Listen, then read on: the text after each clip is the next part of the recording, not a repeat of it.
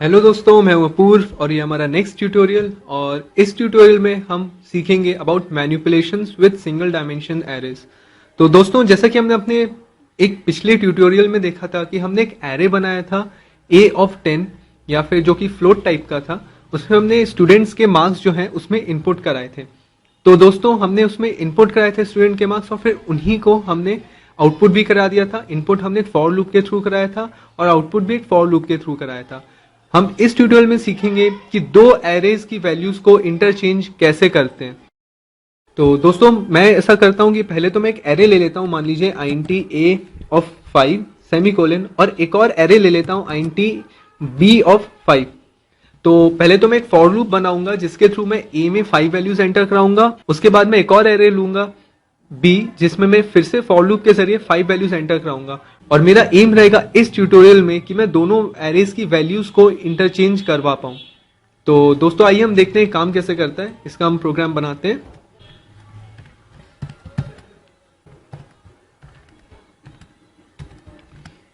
तो दोस्तों, मैंने एक यहाँ पे एक फॉर लूप लिखा है for 90 i is equal to 0 semicolon i less than यहाँ पे 5 होना चाहिए। Okay, i plus plus. इसके अंदर मैं यहाँ पे मान लीजिए यूजर से वैल्यूज ले लूंगा, 5 वैल्यूज यहाँ पे इनपुट करा लूंगा। तो मैं लिखता हूँ cin a of i semicolon, और सेम का सेम मैं करा लूंगा एरे b के लिए भी। तो दोस्तों, यहां तक तो जो हमारा प्रोग्राम बना है इसमें हमने एक एरे लिया है a ऑफ जिसमें 5 वैल्यूज डलेंगी, एक एरे लिया है b अगेन जिसकी क्वांटिटी 5 वैल्यूज स्टोर करने की है। दोनों में मैंने फॉर लूप यूज करके यहाँ पे वैल्यू इनपुट करा दिए। अब मेरा जो मेन एम है कि दोनों एरेज की वैल्यूज को मुझे इंटरचेंज कराना है। तो अब मैं उसके लिए आगे प्रोग्रामिंग करता हूँ, आप ध्यान से देखिएगा।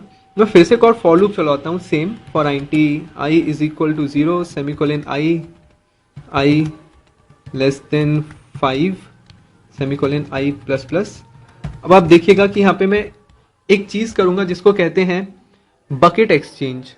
उसमें मैं यहाँ पे एक और एक टेम्परेरी वेरिएबल ले लेता हूँ int temp सपोज। ठीक है, अब आप देखिएगा मैं क्या करूंगा। हर बार जब लूप चलेगा, सपोज पहली बार जब लूप चलेगा तब i की वैल्यू होगी 0। तो मैं क्या करूंगा, जो a की फर्स्ट वैल्यू है मैं चाहता हूं a एरे की फर्स्ट वैल्यू b एरे में चली जाए और b एरे की जो फर्स्ट वैल्यू है वो a एरे के फर्स्ट बॉक्स में या कंटेनर में चली जाए। तो मैं इसके लिए एक टेम्परेरी वेरिएबल का यूज करूंगा और मैं बकेट एक्सचेंज का यहाँ पे इस्तेमाल करूंगा। आप देखिए यहाँ पे बकेट एक्सचेंज काम कैसे करता है। बेसिकली मैं क्या करूंगा, जो टेम्प नाम का वेरिएबल है उसमें पहले a एरे की वैल्यू डाल दूंगा a ऑफ i, इस तरह से आप देख सकते हैं। उसके बाद अभी यहाँ पे जो हमारा टेम्परेरी बॉक्स है उसमें a एरे की जो फर्स्ट वैल्यू है, क्योंकि अभी हम फिलहाल i is equal to 0 consider कर रहे हैं फर्स्ट बार जब लूप चलेगा, तो जो a एरे का जो फर्स्ट बॉक्स है उसकी वैल्यू चल जाएगी टेम्परेरी वेरिएबल में। फिर मैं क्या करूंगा, a का जो फर्स्ट बॉक्स है उसमें डाल दूंगा b की वैल्यू। तो आप देख सकते हैं यहाँ पे मैंने लिखा है a of i is equal to b of i। तो आप देख सकते हैं इस तरह से क्या होगा, a का जो फर्स्ट बॉक्स है उसकी वैल्यू गई टेम्परेरी वेरिएबल में, b जो है उसकी जो फर्स्ट वैल्यू है वो चली जाएगी a में, मतलब a की जो वैल्यू है वो b की फर्स्ट वैल्यू हो गई है। अब b पे मैं चाहता हूं कि b के फर्स्ट बॉक्स में आ जाए a के बॉक्स की फर्स्ट वैल्यू, लेकिन a के बॉक्स की जो फर्स्ट वैल्यू थी वो फिलहाल टेम्परेरी वेरिएबल में स्टोर्ड है। तो मैं लिखूंगा b of i is equal to temp semicolon. तो आप देख सकते हैं इस तरह से जब ये लूप 5 टाइम्स चलेगा तो सीक्वेंशियली एक एक करके ये दोनों एरेज की जो वैल्यूज हैं उनको इंटरचेंज कर देगा। अब हमने जबकि इंटरचेंज करा ही लिया है तो हम इसका आउटपुट भी करा देते हैं कि ताकि हम देख पाए कि वैल्यूज वाकई में इंटरचेंज हुई हैं कि नहीं।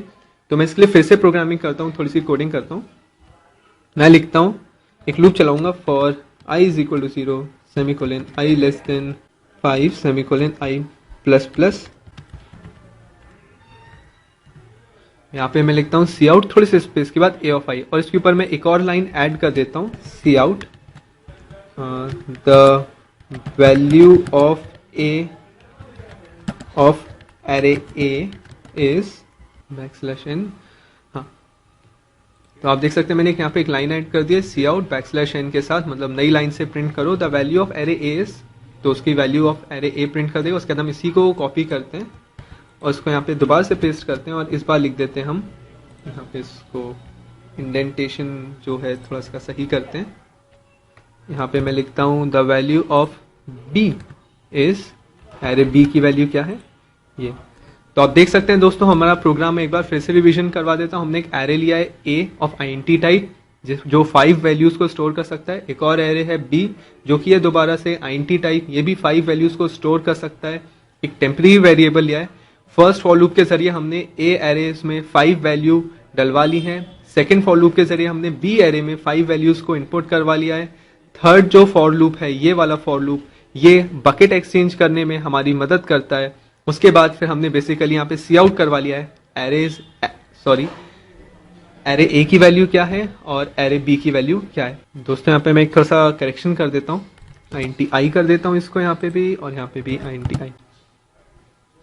और चलिए दोस्तों हम इसको एग्जीक्यूट करके देखते हैं। और जैसा कि आप देख सकते हैं प्रोग्राम रन हो गया है। तो बेसिकली कर्सर जो रुका हुआ है वो हमारी 5 वैल्यूज जो इस लाइन की कोडिंग के कारण है, वो हमारी 5 वैल्यूज इंपोर्ट करने के लिए रुका हुआ है। तो हम चलिए 5 वैल्यूज को इंपोर्ट करते हैं, 1 2 3 4 एंड 5। अब देख सकते हैं आप कर्सर फिर से रुका है। जो फर्स्ट 5 वैल्यूज है एरे ए की वैल्यू है। एरे ए में ये 5 वैल्यूज जा चुकी हैं। अब हम आगे की वैल्यू जो है, जो नेक्स्ट 5 वैल्यूज हैं वो एरे बी में जाएंगे, तो हम उसको इंपोर्ट करते हैं। मैं देता हूं 6 7 8 9 एंड 10। तो दोस्तों जो फर्स्ट 5 वैल्यूज है 1 2 3 4 एंड 5, ये है एरे ए की वैल्यू। 6 7 8 9 एंड 10 ये है एरे बी की वैल्यू। इंटरचेंज होने के बाद एरे ए की वैल्यू हो जानी चाहिए 6 7 8 9 एंड 10 एंड एरे बी की वैल्यू हो जानी चाहिए 1 2 3 4 एंड 5। तो मैं इसको एंटर दबा के देखता हूं और आप देख सकते हैं दोस्तों बहुत ही बढ़िया तरीके से यहाँ पे इंटरचेंज की प्रोसेस हो गई है। एक्चुअली इंटरचेंजिंग की प्रोसेस हो गई है। The value of array A is 6 7 8 9 and 10 and the value of array B is 1 2 3 4 and 5। Press any key to continue. जैसा कि मैं हमेशा कहता हूं, ये सिस्टम पॉज के कारण आती है। आपको मैं दिखाता हूं, ये आप देख सकते हैं यहाँ पे बेहतरीन तरीके से, ये बहुत ही अच्छी कोडिंग है और यहाँ पे हमारा जो बकेट एक्सचेंज है ये बहुत ही अच्छे तरीके से काम किया है। तो दोस्तों आप देख सकते हैं प्रोग्राम काफ़ी सिंपल था और इसके ज़रिए हमने यहाँ पे 2 एरेज में मैनिपुलेशन करना, जैसे कि उनकी वैल्यूज़ को आपस में इंटरचेंज कराना सीखा। तो जुड़े रहिए मेरे ट्यूटोरियल से। Thanks a lot.